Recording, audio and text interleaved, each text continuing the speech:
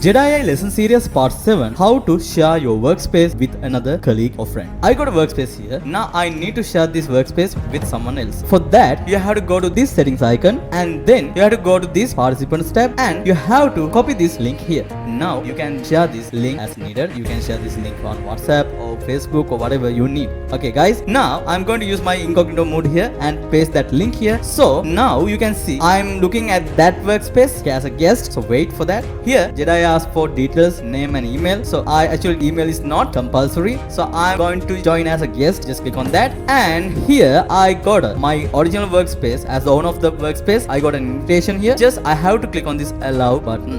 Now you will be able to see the guest will get access after allowing that workspace. Cool, right? Now guest has the access. Here you can see all the participants on my original workspace as the owner. Here you can add many participants as needed. Also you will be able to see all the participants here. This is great, right? So you can plan something very big using Jeda AI. So you have the AI power and you can use Jeda AI as an online whiteboard for 100% free. Don't worry about that. Great.